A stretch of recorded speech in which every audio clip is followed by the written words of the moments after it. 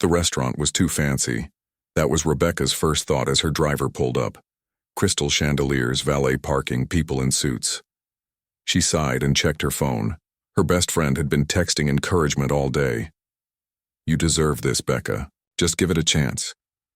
Rebecca wanted to go home.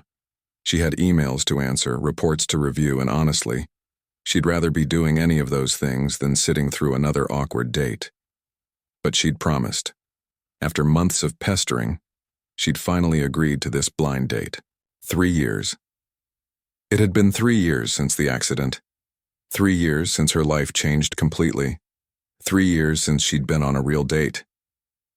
The driver helped her with the wheelchair, and she rolled toward the entrance. The host led her to a corner table. She'd specifically requested it. Corner tables were easier.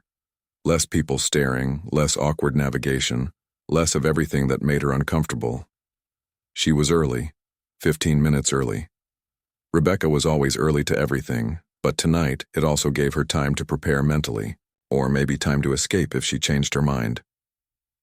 At 32, Rebecca ran a software company with over 200 employees. She'd built it from nothing, working 18-hour days, surviving on coffee and determination. The accident happened right when the company was taking off. A drunk driver, a highway, 1 split second. The doctors said she was lucky to be alive. Her spine wasn't. Physical therapy, surgeries, endless hospital visits. Through it all, she'd kept working. Maybe that was her way of coping. If she could. Still build her company, still close deals, still lead meetings, then maybe she wasn't as broken as she felt. But dating? That was different. That required vulnerability she wasn't ready for. Her first attempt after the accident had been a disaster. The guy spent the entire evening talking too loud like she was deaf, asking if she needed help with everything. Cutting her food, reaching for her water, even trying to push her wheelchair without asking. She'd gone home and cried. Then she decided she was done with dating. Done with the pity, the awkwardness, the feeling of being treated like a child. Her phone buzzed. "You've got this. Text me after." Rebecca smiled slightly and put her phone away. She glanced at the door, anxiety building in her chest. What kind of person agrees to a blind date with someone in a wheelchair? Either someone desperate or someone looking for a charity case. Neither option was appealing. The waiter came by and she ordered water. Her hands were shaking slightly. This was ridiculous. She negotiated million-dollar deals without breaking a sweat, but a dinner date had her nervous as a teenager. The door opened and a man walked in. Rebecca barely glanced up, assuming it was another customer. But then she noticed he was looking around, scanning the restaurant like he was searching for someone. He pulled out his phone, checked something, then looked around again. That's when Rebecca really saw him. He was tall, maybe 6 feet, with dark hair that needed a trim. But what caught her attention was his clothing. Jeans with oil stains near the pocket, a casual button-down shirt that was clean but wrinkled, work boots with steel toes. He looked completely out of place in this fancy restaurant. Rebecca almost felt sorry for him. He must have wandered into the wrong place. But then his eyes found her. He looked at his phone again, then back at her, and suddenly he was walking straight toward her table. No, this couldn't be her blind date. Rebecca felt her assumptions crumbling. She'd expected someone in a suit, someone polished and corporate, probably stuffy and boring, but at least predictable. This man looked like he'd just come from changing someone's oil. He reached her table and smiled. Not a polite smile, not a pitying smile, but a genuine, warm, slightly nervous smile that reached his eyes. "Rebecca?" he asked. She nodded, unable to find words. "I'm Daniel. I'm so sorry about how I look." He gestured at his clothes. "I own an auto shop across town, and we had an emergency right as I was leaving. Lady's car died and she needed it for work tomorrow morning. I tried to clean up, but..." He trailed off, looking apologetic. And then something strange happened. Something Rebecca hadn't expected. She smiled, a real smile. Not the polite corporate smile she used in meetings, but an actual genuine smile. "It's okay," she heard herself saying. "Please sit down." Daniel sat, still looking flustered. I should have rescheduled, but I didn't want to cancel last minute. That seemed rude. But now I'm here looking like I just crawled under a car, which I did, so maybe canceling would have been better. He was rambling, nervous, and somehow that made Rebecca relax. Honestly, Rebecca said, and she meant it. This is refreshing. Daniel raised his eyebrows. Showing up looking like a grease monkey is refreshing? Showing up looking honest is refreshing, Rebecca said. Most people try so hard to be perfect on first dates, you just showed up as yourself.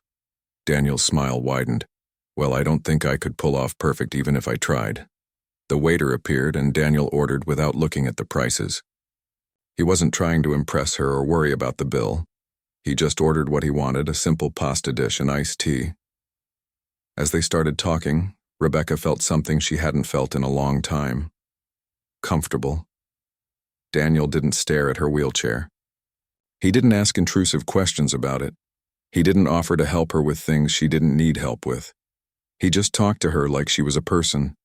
He told her about his shop, how he'd started it 5 years ago with a small loan and hope. I've always loved fixing things, he said, his eyes lighting up. There's something satisfying about taking something broken and making it work again. When you hand them their keys and tell them everything's fixed, that relief on their face makes it worth it. Rebecca found herself genuinely interested. In her world of software, everything was digital and abstract. But Daniel worked with his hands, solved real, tangible problems. What about you? Daniel asked. What do you do? Rebecca hesitated. When she told people she was a CEO, things changed.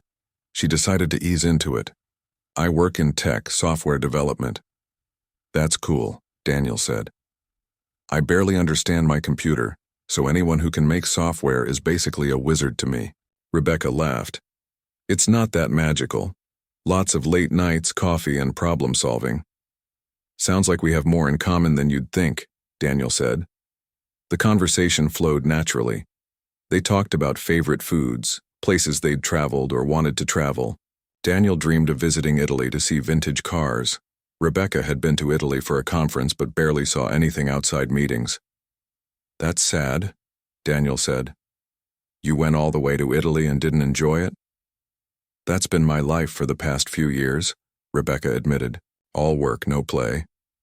Well, that needs to change, Daniel said simply. As the waiter brought their food, he reached across awkwardly, nearly knocking over Rebecca's water glass. Daniel caught it smoothly. Thanks, the waiter mumbled, hurrying away. Some people get nervous, Rebecca said quietly. They don't know how to act around the wheelchair. Daniel looked at her directly. That must get old. You have no idea. I can't pretend to understand, Daniel said carefully. But for what it's worth, I'm just seeing someone interesting who I'm hoping doesn't regret saying yes to this date. Rebecca felt warmth spread through her chest. I almost didn't come. Really? Why? She shrugged.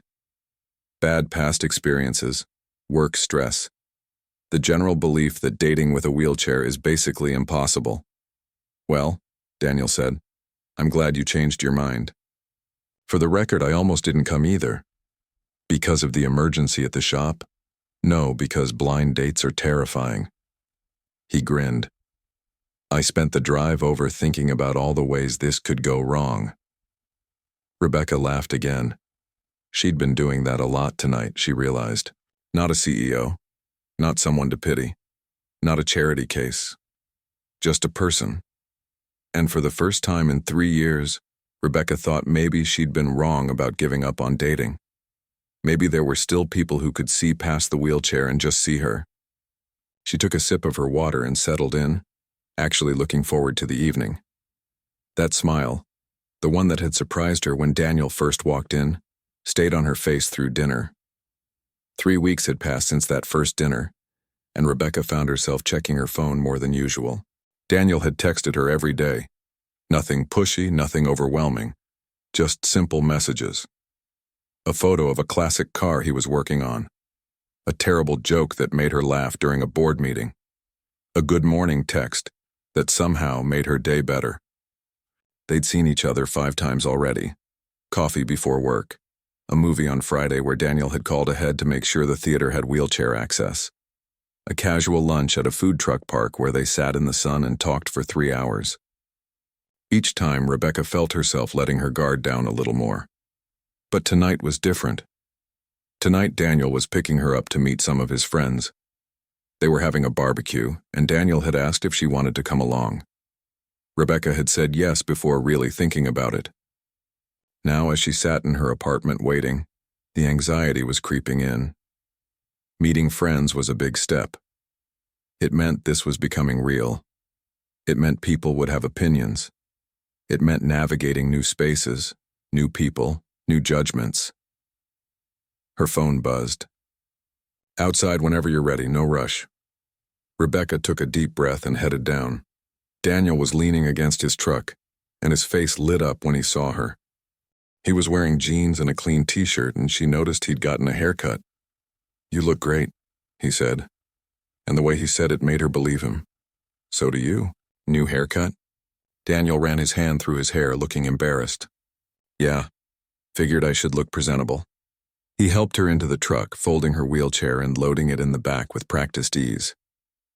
They'd developed a rhythm over the past few weeks. The drive took 20 minutes. Daniel told her about his friends trying to prepare her. Mike's the loud one. He means well but has no filter. His wife Lauren is the complete opposite, super quiet and sweet. Then there's Chris and his girlfriend Amy. They're the ones hosting. Chris and I went to high school together. "How long have you all been friends?" Rebecca asked. "Since we were kids, basically. They've been there through everything. The good stuff, the bad stuff, all of it." Rebecca heard something in his voice. "The bad stuff?" Daniel was quiet for a moment. "My ex-wife left about 2 years ago. These guys helped me pick up the pieces. I was pretty messed up for a while." It was the first time he'd really mentioned his ex. Rebecca waited, not pushing. "She said I wasn't ambitious enough," Daniel continued. "Said she couldn't spend her life with someone who was just a mechanic. She wanted someone who made more money, had a fancy job, wore a suit to work." He laughed, but there was pain in it. "Funny thing is, I was happy. I loved my work, still do, but that wasn't enough for her." "I'm sorry," Rebecca said softly. "Don't be. Honestly, looking back, we wanted different things. She wanted a lifestyle.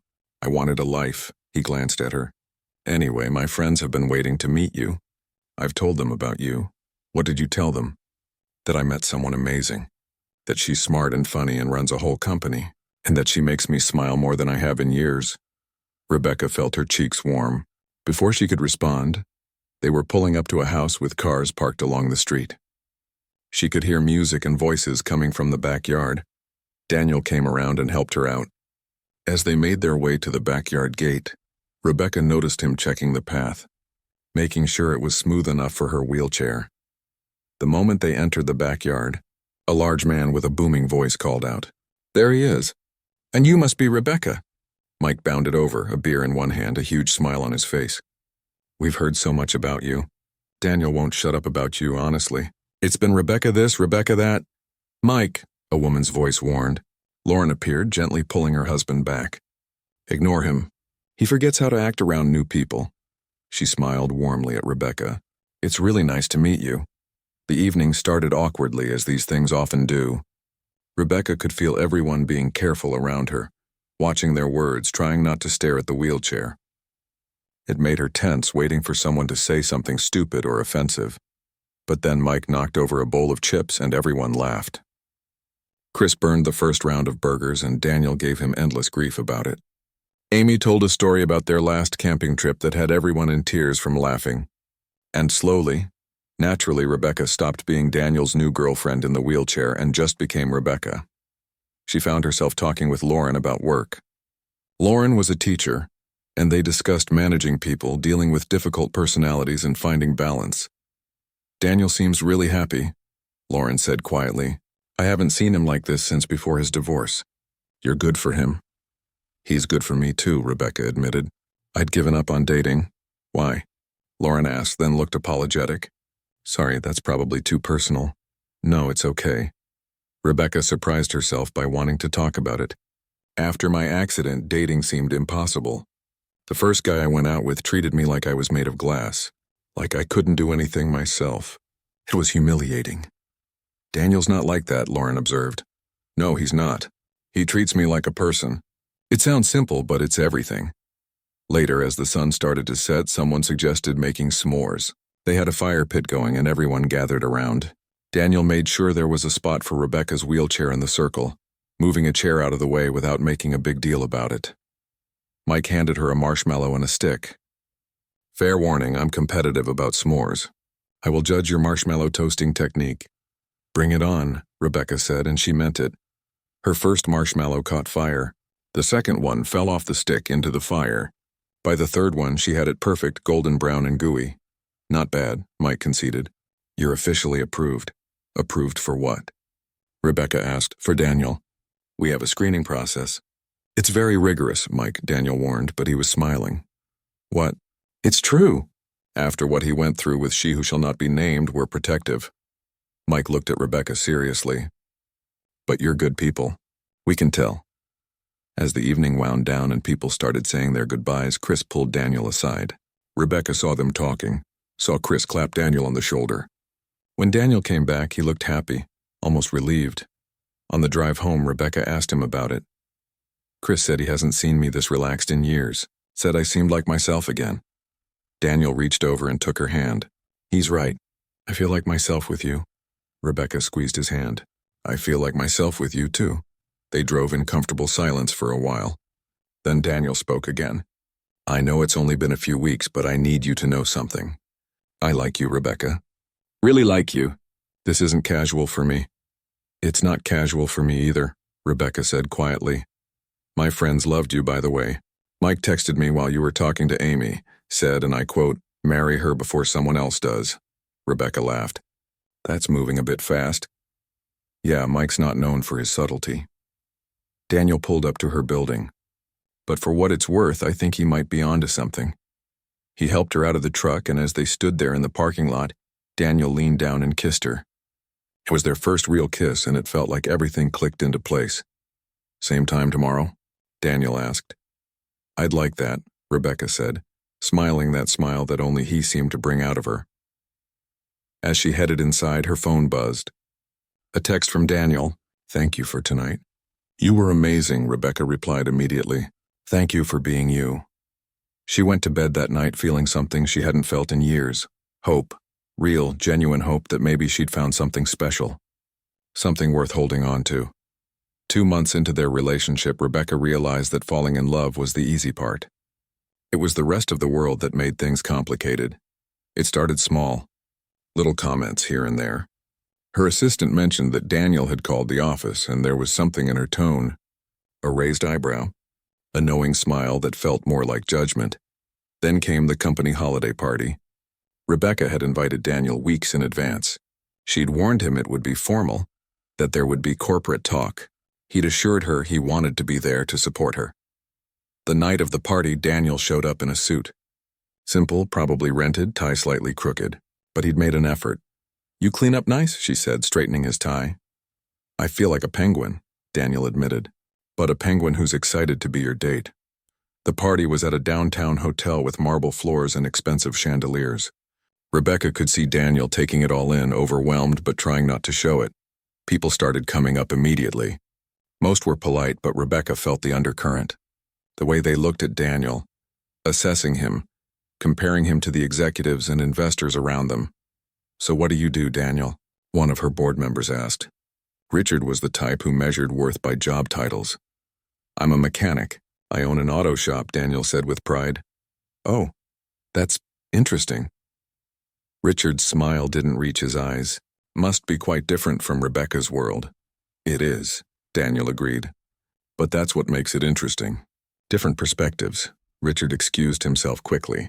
Rebecca felt her jaw tighten. The evening got worse. At dinner, Daniel sat beside her, quiet and out of place among talk of quarterly earnings and acquisition strategies. She saw him check his phone once, probably wishing he was anywhere else. Then her ex-boyfriend showed up.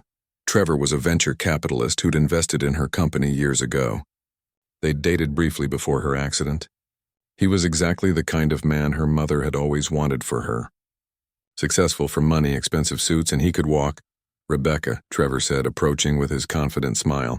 You look beautiful, Trevor. What are you doing here? considering another investment round. Your CFO invited me.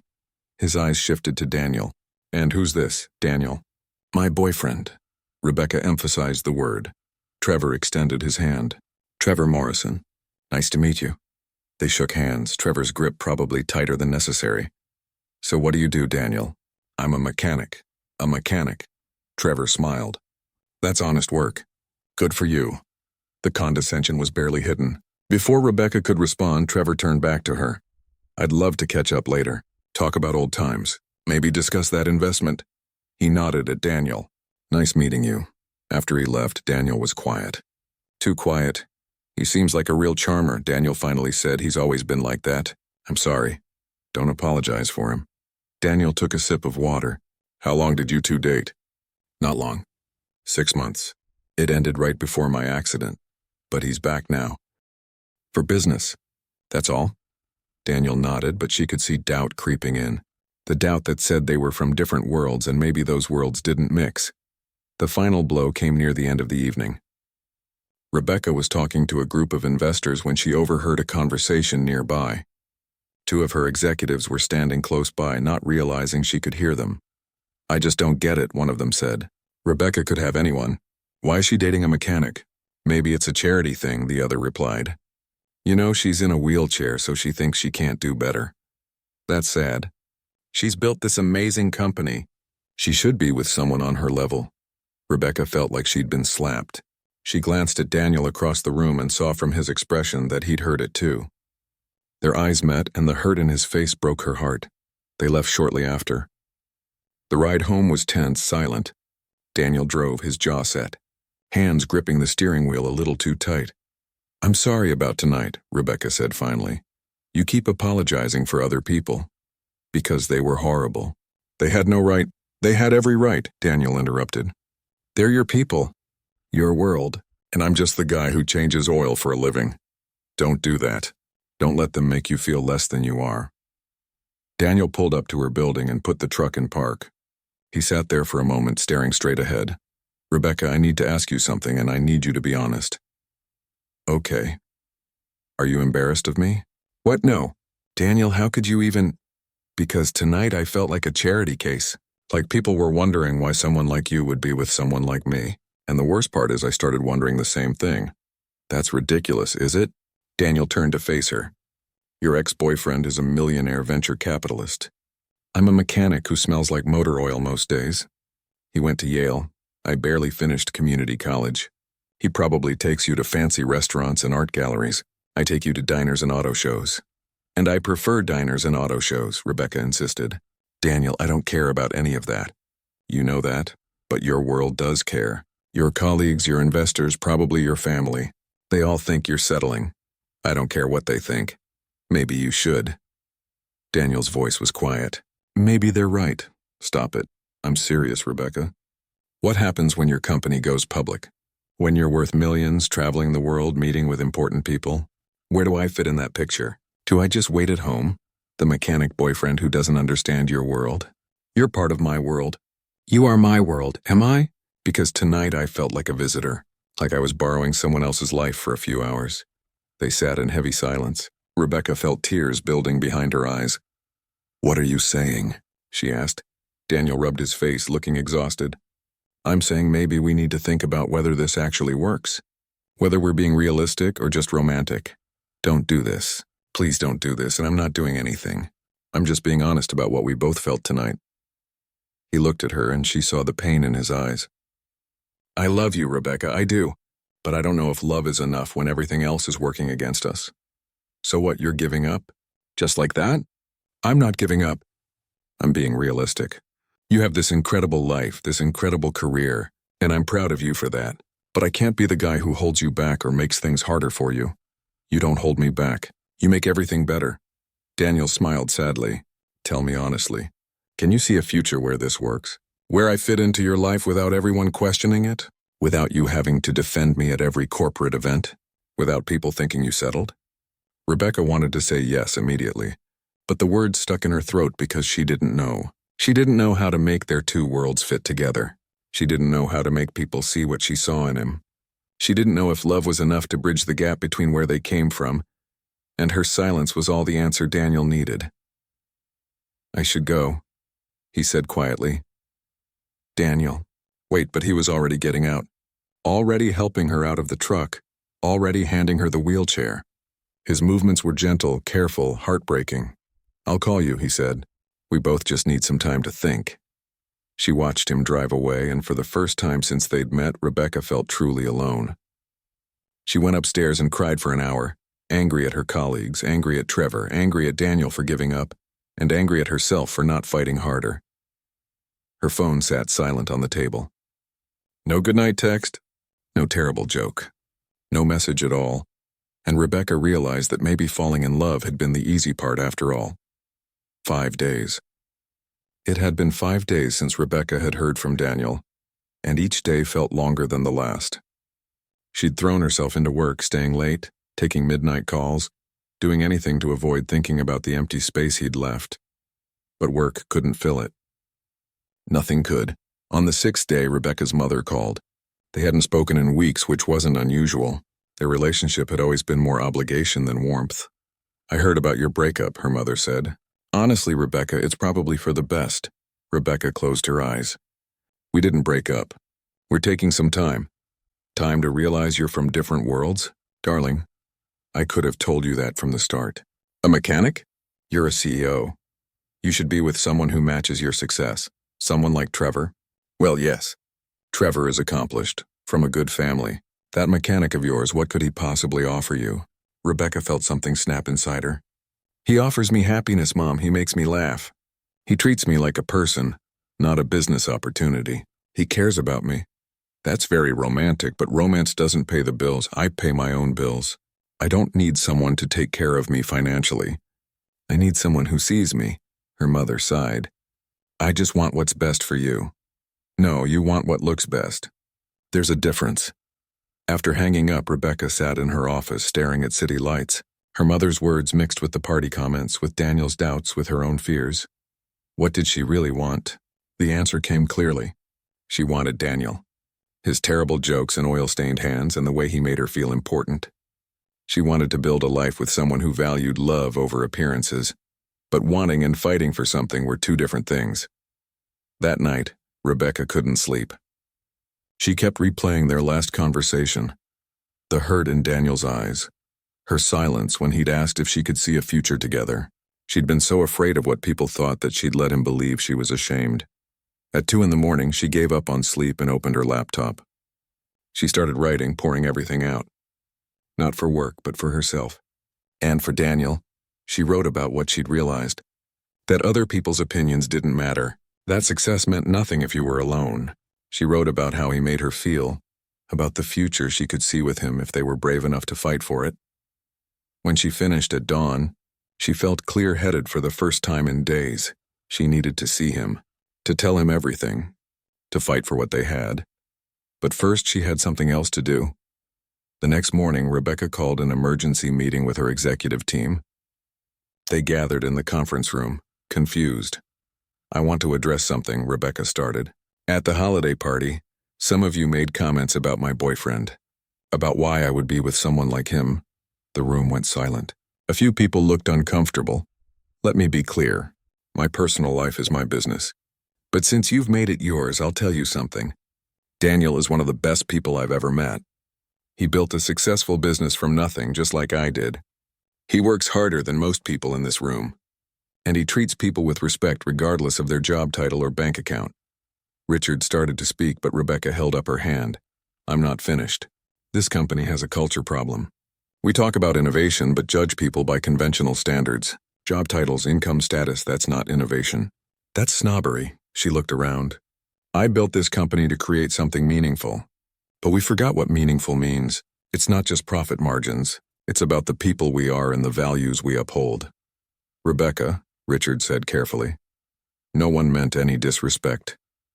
But you gave it anyway, and that ends now. If any of you have a problem with who I choose to spend my time with, that's your problem, not mine. I'm done defending my choices to people whose opinions shouldn't matter."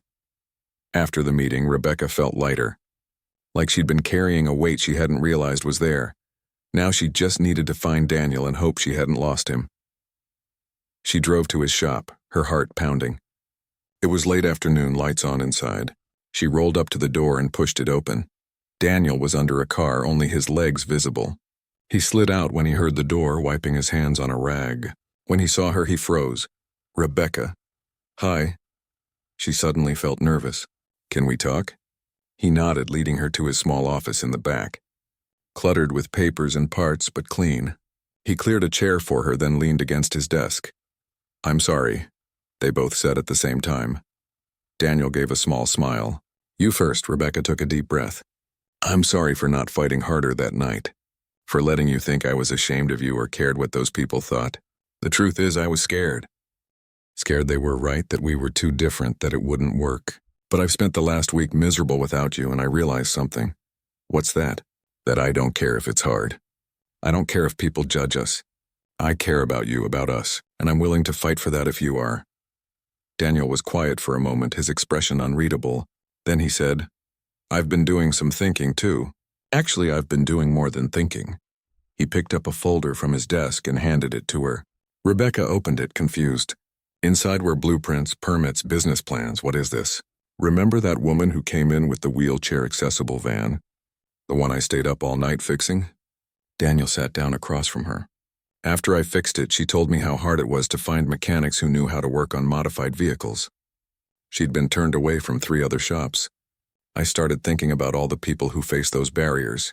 He pointed to the blueprints. I'm expanding my shop, adding a specialist division for accessible vehicle modifications and repairs. I've been working with an engineer, getting permits, learning everything about adaptive technology.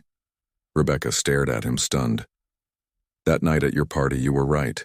We are from different worlds. But that doesn't mean we can't build a bridge between them. You taught me that success isn't just about making money. It's about making a difference. Daniel, this is amazing. I'm not doing it to impress you or prove I'm good enough. I'm doing it because it's right. But I'd be lying if I said you weren't part of my motivation. You inspire me, Rebecca. You make me want to be better. Rebecca felt tears building. You already are better. You've always been enough, Daniel. More than enough. So are you. He squeezed her hand. I'm sorry I let those people make me doubt us. I'm sorry I made you feel like you had to choose. You didn't. I made myself feel that way because I was too afraid to stand up for what I wanted. She smiled through tears. But I'm not afraid anymore. I told my executive team off this morning. And I told my mother where she could shove her opinions. Daniel laughed. You did not. I did. Well, maybe not in those exact words. He pulled her closer and she rolled forward until they were face to face. I missed you, he said softly. I missed you too. So where do we go from here? Rebecca thought about it. Forward. Together. And anyone who doesn't like it can deal with it. Daniel smiled, that same genuine smile from their first date. I can work with that. He leaned in and kissed her, and everything that had been broken between them started to mend. It wouldn't be easy. They'd still face judgment, still navigate 2 different worlds, but they'd do it together. When they pulled apart, Daniel said, Want to grab dinner? There's a new diner. Very romantic. Best cheeseburgers in the city, Rebecca laughed. That sounds perfect. As they left together, Rebecca realized something. She'd spent so much time worrying about whether Daniel fit into her world that she'd forgotten the most important thing. They weren't trying to fit into each other's worlds. They were building a new one together. 6 months later, Rebecca stood in Daniel's newly expanded shop watching as he showed a young father how to operate the hand controls in his modified van. The pride in Daniel's voice was unmistakable. This wasn't just a business anymore. It was a mission. The expansion had been harder than expected. Permits, regulations, specialized equipment, training. But Daniel had thrown himself into it with determination, and Rebecca had been there every step, helping with business plans and connections. What do you think? Daniel asked, walking over after the customer left with a huge smile. I think you're changing lives, Rebecca said. We're changing lives, Daniel corrected. I couldn't have done this without you. It was true. They'd become a team in ways she'd never imagined. She'd learned about torque wrenches and transmissions. He'd learned about profit margins and market analysis. They'd built something together. Her phone buzzed. A text from her assistant. Your mother is here at the office. Says it's important, Rebecca sighed. She and her mother hadn't spoken much since their last conversation. A few awkward texts, one brief phone call. But Rebecca had stood firm and her mother had stopped pushing. "Everything okay?" Daniel asked. "My mom's at my office. Apparently it's important. Do you want me to come with you?" Rebecca squeezed his hand. "No, I need to do this myself. But thank you." She drove to her office. When she arrived, her mother was in reception looking polished but nervous. "Mom." "Rebecca, thank you for seeing me." Her mother stood. "Can we talk somewhere private?" They went to Rebecca's office. Her mother sat down, looking around at the awards, the photos, the evidence of everything Rebecca had built. "I owe you an apology," her mother said finally. Rebecca blinked. In 32 years, she couldn't remember her mother ever starting with those words. "I've been thinking a lot about what you said, about me wanting what looks best instead of what is best." Her mother's voice was quiet. "You were right. Mom, please let me finish." Her mother took a breath. "After your accident, I was terrified. Terrified of losing you, of what your life would become, and I convinced myself that if you had the right husband, the right life, everything would be okay. I don't need to be taken care of. I know that now. You've been taking care of yourself since you were a teenager, building this company, surviving that accident, thriving despite everything." Her mother's eyes filled with tears. "I'm so proud of you, Rebecca. And I'm sorry I made you feel like you or Daniel weren't enough. The truth is, I was the one who wasn't enough. I wasn't the mother you needed." Rebecca felt her own tears starting. "You're here now. I'd like to meet him. Daniel. Properly, I mean. If you'll let me." Rebecca nodded, not trusting her voice. "And I saw a video online of Daniel talking about his accessibility division. He talked about you, about how you inspired him to think bigger, to help people." "The way he talked about you?" Her mother smiled through tears. "That's how I always hoped someone would talk about my daughter, like you hung the moon." They talked for another hour, really talked, maybe for the first time in years.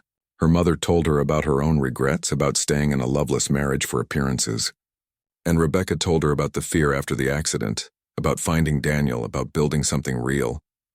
When her mother finally left, she hugged Rebecca tight. "Bring him to dinner. Next Sunday. I promise to be on my best behavior." Rebecca laughed through tears. "I'll hold you to that." That Sunday, Daniel stood in front of his closet, stressed.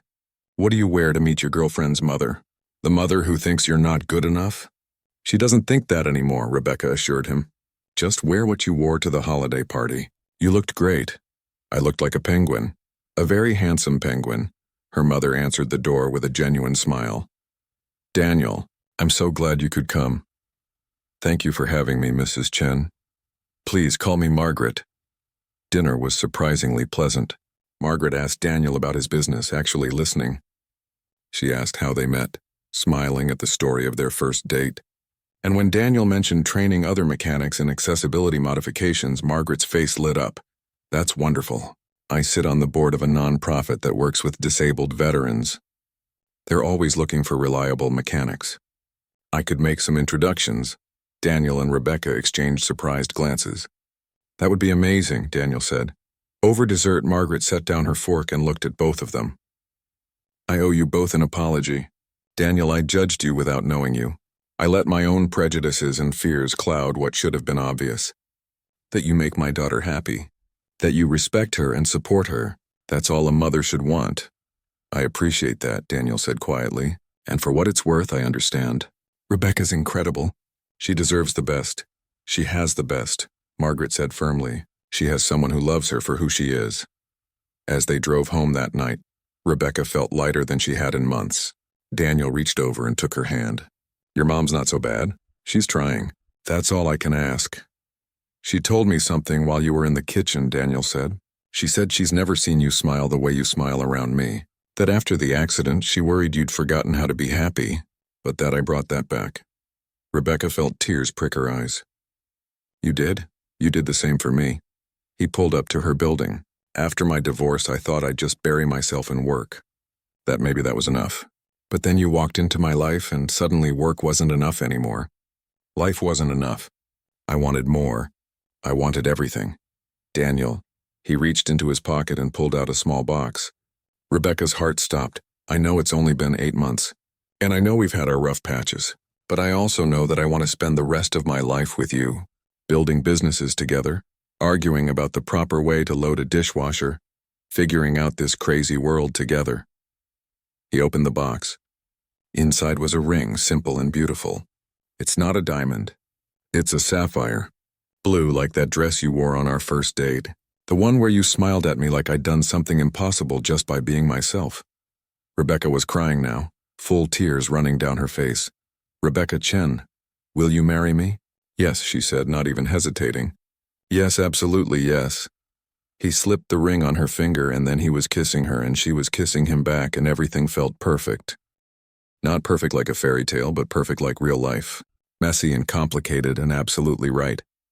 They sat in his truck for a long time, just holding each other. Finally, Rebecca pulled back and looked at him.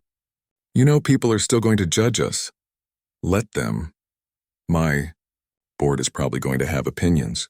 They always do. And we're going to have to figure out how to merge two very different lives. We'll figure it out. Daniel tucked a strand of hair behind her ear. We're pretty good at that. Yeah, Rebecca said, looking at the ring on her finger, thinking about everything they'd been through and everything still to come. Yeah, we are. 3 years ago, Rebecca had been in a car accident that changed her life. She'd thought it was the end of so many things. The end of normalcy, of independence, of love. But sitting in a truck with a mechanic who saw her for exactly who she was, wearing a ring that represented a future she'd stopped believing in, Rebecca realized something. That accident hadn't been an ending at all. It had been a beginning. A year later, they got married in a small ceremony at Daniel's shop, surrounded by friends and family and the vehicles they'd modified together. Her mother cried happy tears. His friends cheered loudly. And when Daniel pushed her wheelchair down the aisle they'd created between the car lifts, Rebecca was smiling that same smile from their first date. The smile that said she'd found something unexpected. The smile that said she'd found home.